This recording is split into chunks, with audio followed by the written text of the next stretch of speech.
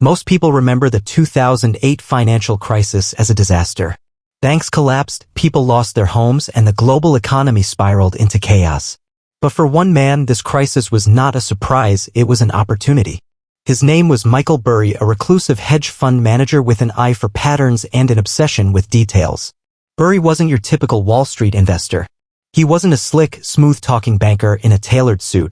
He was a quiet, socially awkward man who preferred reading financial reports over making small talk. But what he lacked in charisma, he made up for with an extraordinary ability to see what others missed.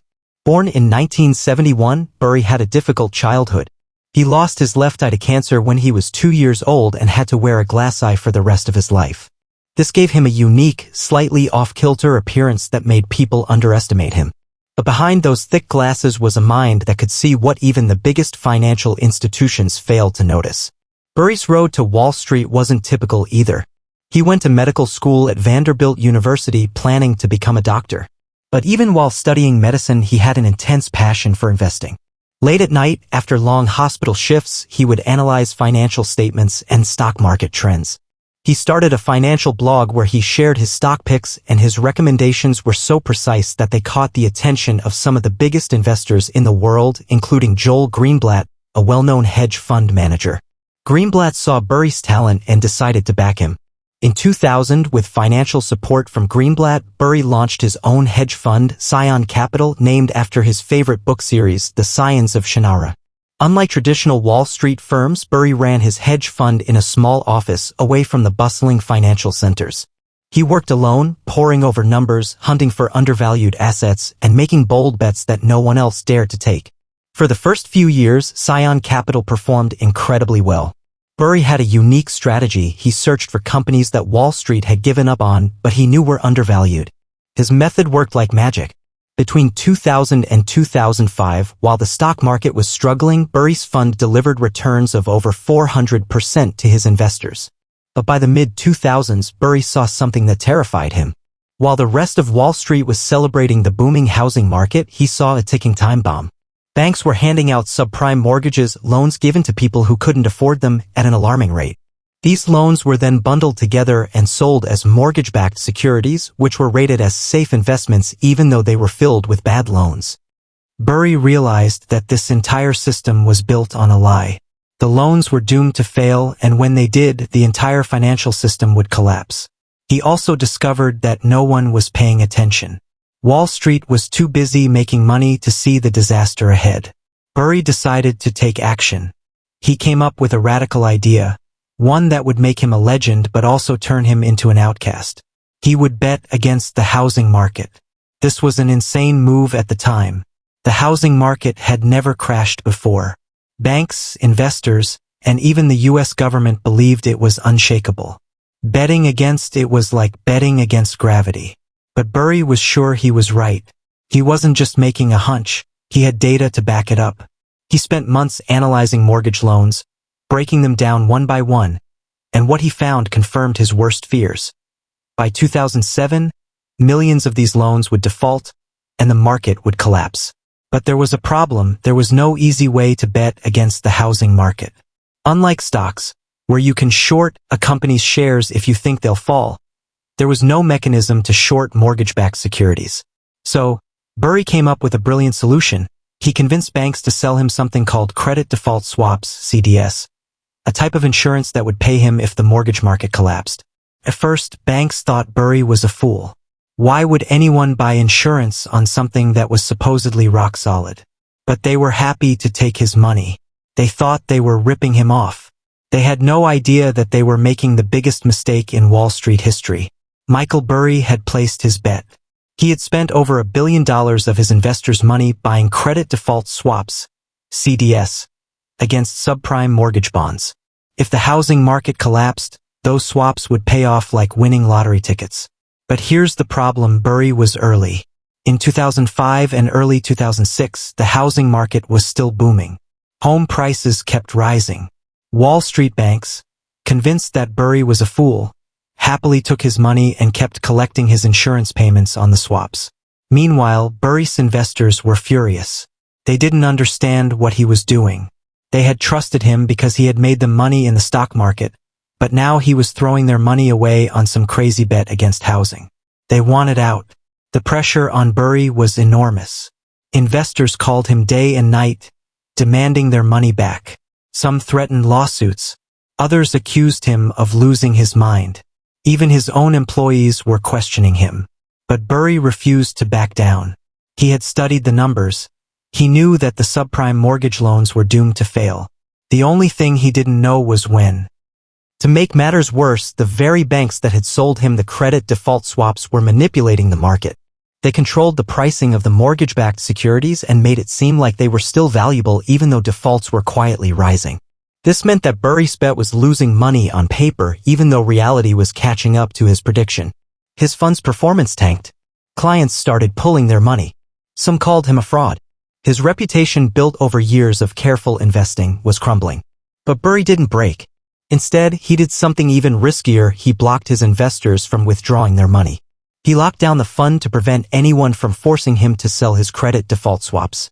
This was a bold move and it made his investors even angrier. But Burry didn't care. He knew the banks were lying. He just had to hold on long enough for the truth to come out. And then, in 2007, it started happening.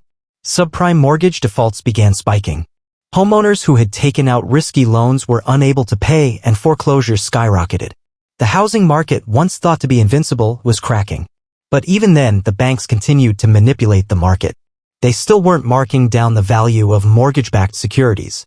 Burry's bet was still losing money on paper even though the real market was collapsing in slow motion. Burry was running out of time. His fund was down. His reputation was ruined. His investors hated him. But he stood firm. And then, in mid-2007, everything changed. The cracks in the housing market became an earthquake. Mortgage-backed securities started to crash. The banks could no longer hide the truth.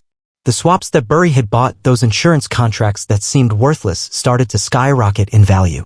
The very people who had mocked him now owed him a fortune. Lehman Brothers collapsed. Bear Stearns collapsed. The financial system imploded. And Michael Burry? He made hundreds of millions of dollars.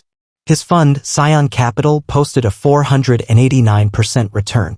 Burry had done the impossible. He had seen what no one else could. He had bet against the entire system and won. By late 2007, the cracks in the housing market had turned into a full-blown disaster. Subprime mortgage defaults were piling up and banks that had once been flush with cash were suffocating under toxic assets. The same institutions that had laughed at Michael Burry just a year earlier were now scrambling for survival. Lehman Brothers, one of the largest investment banks in the world, collapsed in September 2008, filing for the largest bankruptcy in U.S. history. Bear Stearns, another banking giant, was sold for pennies on the dollar. Merrill Lynch was forced into a merger with Bank of America. The entire financial system was on the verge of collapse. The U.S. government had to step in with bailouts, pouring trillions of dollars into the economy to prevent a complete meltdown. Meanwhile, Burry's phone wouldn't stop ringing. The same banks that had dismissed him as a fool were now desperate to settle. They had to buy back the credit default swaps they had sold him, no matter the cost. And the price? Astronomical. Burry had placed a $1 billion bet against the housing market and now it was paying off. By the time everything settled, Scion Capital had made nearly $750 million for its investors and Burry himself walked away with a personal profit of $100 million. It was one of the most legendary trades in financial history. But Burry's victory came at a cost. Even though he had been right, even though he had saved his investors from catastrophic losses, they still resented him. The months of being locked out of their money, the tension, the uncertainty, it had left scars. Many investors still didn't fully understand what he had done or why he had taken such a massive risk.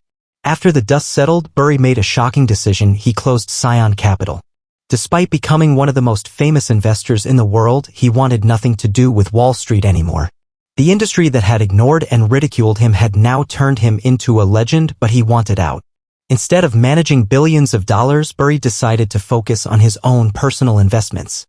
He didn't want the pressure of managing other people's money. He didn't care about fame or recognition. He had proven his point.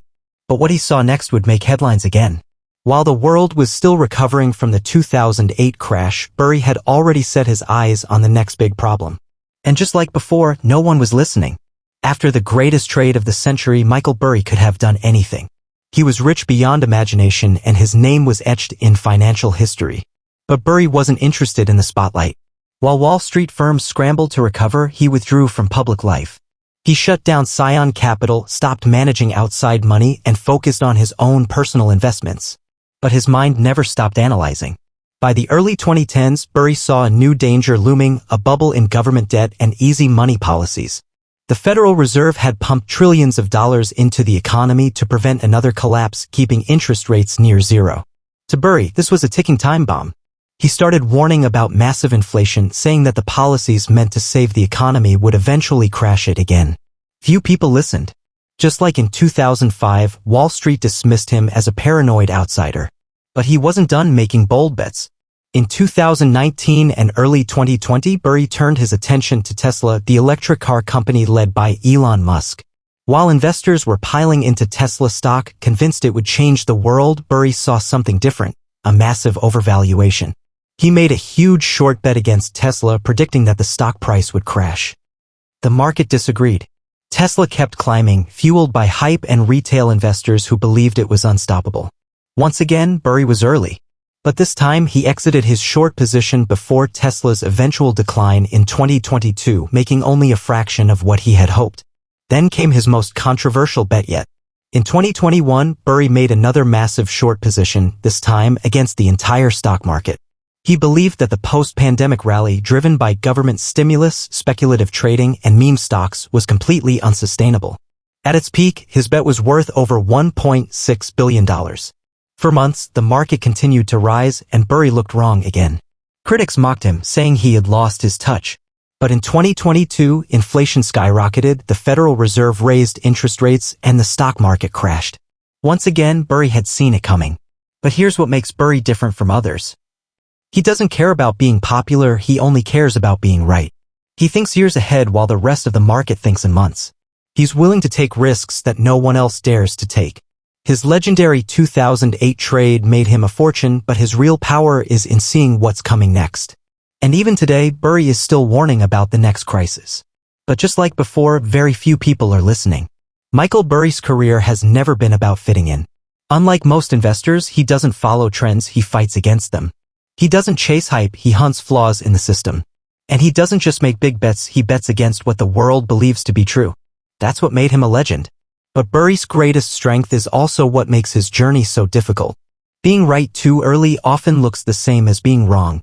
For years, he was ridiculed for betting against the housing market. Even after he was proven right, people dismissed it as luck.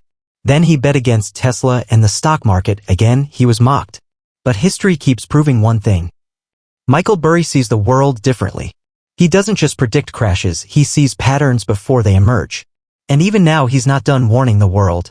In 2023, Burry took a massive short position against the U.S. stock market again, worth $1.6 billion, suggesting that another crash was coming due to rising debt, inflation, and overvalued stocks. His critics still laugh.